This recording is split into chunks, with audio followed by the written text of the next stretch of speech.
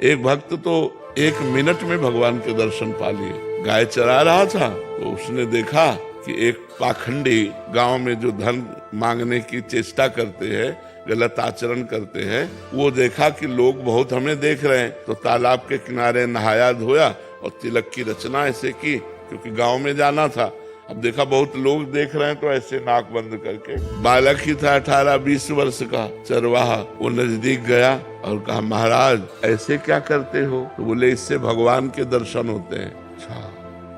अब वो अपनी झोला उठाए गांव में मांगने चले गए। वो वैसे ही तालाब में नहाया और वैसे ही तिलक रचना की जैसे उसने की थी मांगने वाले ने। अब वो तो पोले से पकड़े थे, अब वो सीधे बंद कर दिया कि भगवान के दर्शन हो। अब 1 मिनट बड़ा होता है, इतने में भगवान ने देखा ये तो प्राण त्याग देगा, प्राण व्याकुल है, लेकिन उसने छोड़ा नहीं कि भगवान के भगवान आके से हाथ हटा दिए। बोले, दर्शन करो ना मैं भगवान। अब बोले, तुम झूठ बोल रहे हो तो कि तुम भगवान हो, हम तो जानते नहीं कि तुम भगवान हो, तो हम पहले अपने गुरुजी को लाएंगे और वो कह देंगे यही भगवान है तो हम मान जाएंगे। तो भगवान ने कहा, वो पाखंडी है, उसको कभी हम दर्शन दे सकते? तो उनका तुम भगवान हो, जब उनकी एक चेष्टा से तुम्हारे साक्षात्कार हो गए तो पाखंडी कैसे हो सकते? वो हमारे सच्चे गुरु, अपने गुरु पर दोष नहीं किया। तो भगवान ने कहा, बुला लाओ, तुम हम यहीं खड़े हैं। बोले, ऐसे नहीं, तुम भाग जाओगे। अपने गमछा से एक पेड़ में भगवान को बांधा। देखो भोलेपन,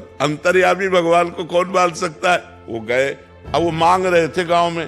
उनका, गुरुजी चलो, भगवान आए हैं, आप देखो वही भगवान है तुम्हारे वाले।